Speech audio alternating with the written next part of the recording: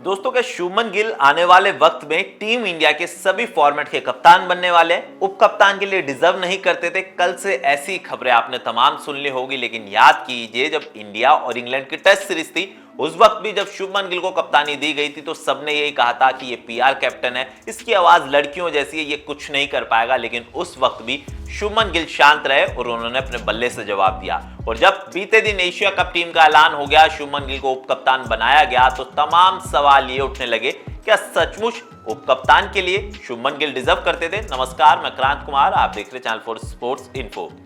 दोस्तों Asia cup 2025 9 सितंबर से शुरू होने वाला है। 10 तारीख को इंडिया के मैचेस है, लेकिन उससे पहले लगातार अब कंट्रोवर्सी हो गई है, क्योंकि बीते दिन 15 सदस्य टीम का जब ऐलान हुआ तो सबके मन में यही सवाल था और सबकी जुबान पर सिर्फ एक ही नाम था, शुभमन गिल।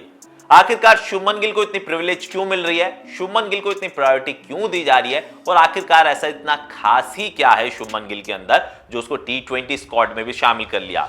दरअसल आपको मैं बताऊं, 2024 के बाद से शुभमन गिल ने कोई खास T20 मुकाबले खेले नहीं थे और उनके रन्स और स्ट्राइक रेट की भी बात करें बाकी दूसरे खिलाड़ियों के मुकाबले तो वो भी कम है।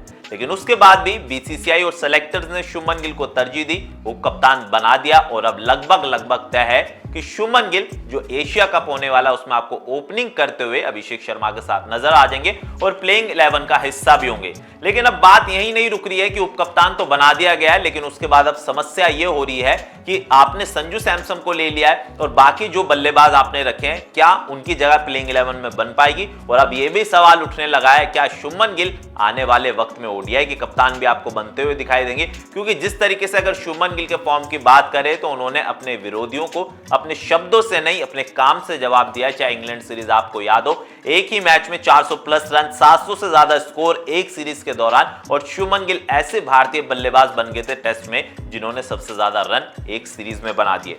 सुनील गावस्कर, विराट कोहली के रिकॉर्ड को पीछे छोड़ते हुए शुभमन गिल आगे निकले और अब एक कदम और आगे बढ़ गए, जहां पर उन्हें T20 में भी उप कप्तान बना दिया है। लेकिन यार देखिए, इतनी कंट्रोवर्सी जरूर शुभमन गिल को लेके हो रही है, लेकिन शुभमन गिल खिलाड़ी बढ़िया है। आपको याद होगा गुजरात टाइटंस के लिए आईपीएल में शानदार बल्लेबाजी करते थे, साई सुदर्शन के साथ आते थे, तो कहीं ना कहीं इसी तौर पर हम कह सकते हैं कि लेफ्ट और राइट का कॉम्बिनेशन बिठा के बीसीसीआई ने अभिषेक शर्मा के साथ जो कॉम्बो बनाया है शुभमन गिल का, कहीं ना कहीं शुभमन गिल उस कॉम्बो पे और कह सकते हैं कि वहां पूरी तरीके से फिट ही हुए। इसी के बाद अजित अगरकर और बीसीसीआई मैनेजमेंट ने यह फैसला लिया है। लेकिन अब सवाल यह भी उठ रहे हैं, आपने जायसवाल को बाहर कर दिया, आपने श्रेयस अय्यर को बाहर कर दिया, लेकिन शुभमन गिल को आपने तरजीह दी है। लेकिन कहीं ना कहीं कह सकते हैं कि वनडे और ओडीआई के बाद अगर हम कह सकते हैं कि शुभमन गिल को जो एडवांटेज मिला है वो सबसे बड़ा एडवांटेज मिला है इंग्लैंड सीरीज से, जहां पर उन्होंने 700 प्लस स्कोर किया था एज अ कैप्टन।